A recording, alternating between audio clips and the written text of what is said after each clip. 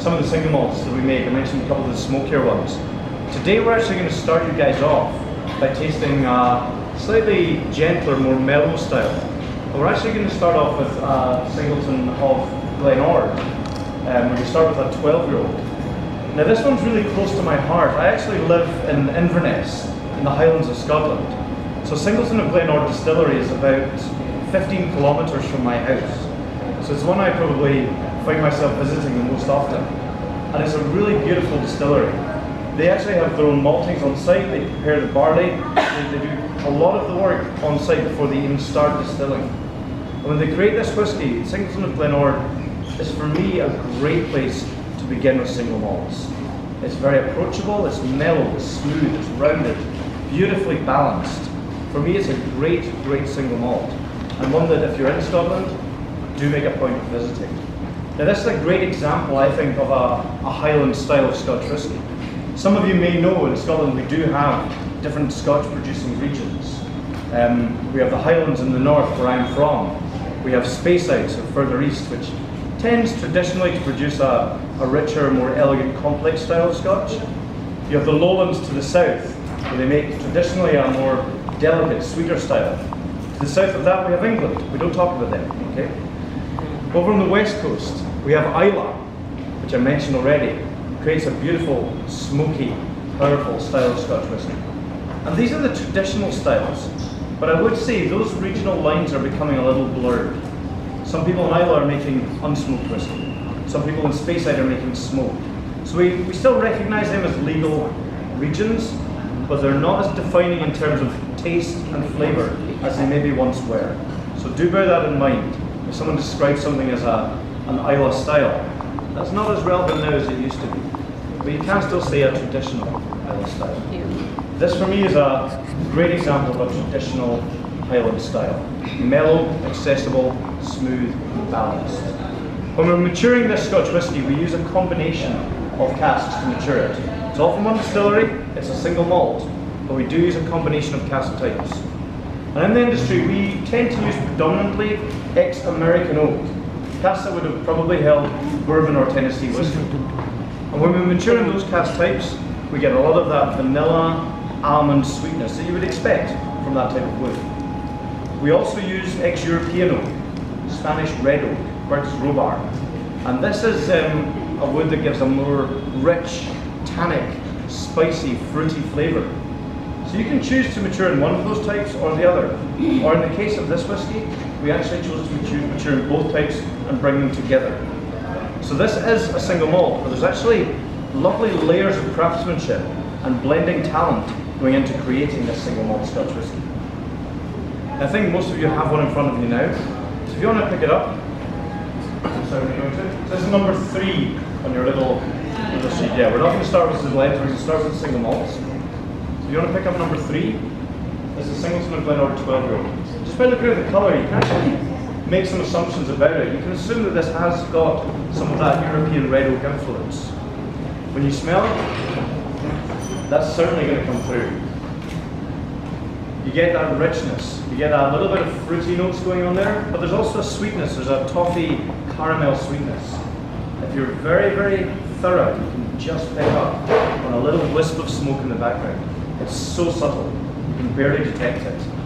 Similarly, when you taste it, you can barely taste that smoke, but it gives a little hint of dryness just on the side of the palate. It's very, very subtle, but it's there, and it's to be enjoyed. So you pick up your Scotch, give it a quick smell, see if you agree with what I've just said. Maybe you don't, that's okay. One thing I should say is that nosing and tasting of Scotch whisky, it's a very personal journey.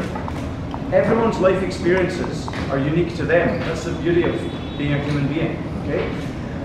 If I say this reminds me of a confectionery from when I was a child, or my garden when I was growing up, that might be very pertinent to me, it might mean nothing to you. Everyone's experiences are different, and when you smell something, it beautifully always triggers memories. It doesn't just trigger, this smells like that, this reminds me of something. So when you're nosing and tasting Scotch, do that. Don't just think, what does this smell like? Think, what does this remind me of? And you'll find that's much more emotive, it's much more evocative as well. And it helps you to really frame that flavour much better. So when you're smelling this, don't think, what's it taste like, what's it smell like? think, what's the memories that are sparked? Your sense of smell is one of your most powerful senses, and it's closely linked to memory. So use that sense of smell, use those memories to generate your own tasting notes, okay? Don't just write down what I tell you.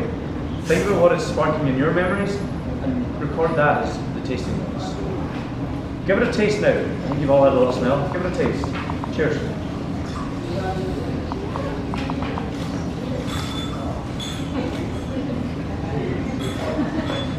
This to me is a beautiful whiskey. Very approachable. It's got some sweetness, yeah, it's lovely, I think. Quite rich. The other thing to think about and consider is the texture. And we're going to talk about texture again when we look at the blended scotches. But the texture on this is lovely. It's a little bit creamy, it kind of clings to the palate. Now this distillery is making such great whiskey and it's becoming so popular. We've actually recently just finished almost doubling the capacity on this distillery. So it's actually, we've doubled it to produce more of this liquid because it's proving so popular. So thank you guys for enjoying this so much. It's great. Lastly, think about the aftertaste. That's something that a lot of people fail to consider. Do think about what lingers. Sometimes you'll find flavors become more prevalent. Other flavors will actually fade away quite quickly. A good whiskey will give you that whole journey from when you first pick it up and look at it to when you're getting those memories of flavor coming back and everything in between. And I think this does this very, very nicely. For me, I get a lovely little bit of that toffee caramel sweetness. It just remains, it kind of lingers beautifully and very, very slowly fades away.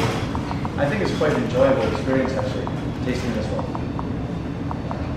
Have a little sip of water, cleanse your palate. We're going to bring out the next whiskey. Okay? So the next whiskey we're going to look at is Singleton of Glenord's Signature. Let me tell you a little bit about that one while they're bringing it out. Singleton of Glenord's Signature is a whiskey which was created relatively recently. And it was created by one of our masters of whiskey, it's a lady called Maureen Robinson. Now Maureen I've known for many, many years. She's a wonderful lady. She's worked with our company for over 30 years, okay, as a blender. So think about that. Not many people these days will work in the same job, in the same role for 3 decades. That's really unusual. The reason she's done that, she loves what she does, and she's really good at it, okay? She's passionate about recreating flavors time upon time, but she's also hugely passionate about playing with flavor and developing new tastes. And when we asked her to create Singleton of Glenord's Signature, we said to her, free reign, you can use any casks you want from Singleton of Glenord. We want you to create an interesting whiskey with depth, with complexity, with great balance. So she actually decided to use quite a wide range of cask types to mature this Scotch whiskey from a range of ages. So you're looking at something with a lot of complexity going on here. She started with some fresh American bourbon barrels. So these have held bourbon once, and then this liquid. And that gives you a lot of that vanilla that I mentioned earlier. So it's pulling a lot of that vanilla, lactones, vanillins out of the wood, and adding some flavour and complexity to the whiskey. She also used refill casks from America. That has a similar effect in terms of flavour, but it's more subtle, it's gentler. So you're getting the same flavours being imparted, but they're mellower, they're more rounded. She also used what we call rejuvenated casks. Now that's maybe a term people aren't as familiar with. Have you guys heard of rejuvenated casks before? No? Okay, so this is something that we've done for a long time in the industry, but we've recently got very, very good and accurate at it. And to rejuvenate a cask is when you have a cask that's been used many, many times. It's going to give it all it can give to the Scotch. So at that point we have the choice to sell it on, chop it in half and use it as a fat pot perhaps, or we can rejuvenate it. And to rejuvenate it, we shave the interior, and then that exposes a new layer of oak to us, which we can rechar. So it gives it a new lease of life. But it doesn't just reset the clock to 0. It actually allows some nice spicy notes to come through into the Scotch whisky. So by using these rejuvenated casks, we get a beautiful spiciness coming through the liquid as well. So that's some of the casks she's using from the American oak side. But she's also using a range of casks from the European oak side. This is a very complex but very approachable liquid. So from the European oak side, she's using fresh casks. It held sherry once, and then this liquid. That gives you a big boost of rich berry fruits, almost You guys have had like Christmas cake, you know, that fruit cake?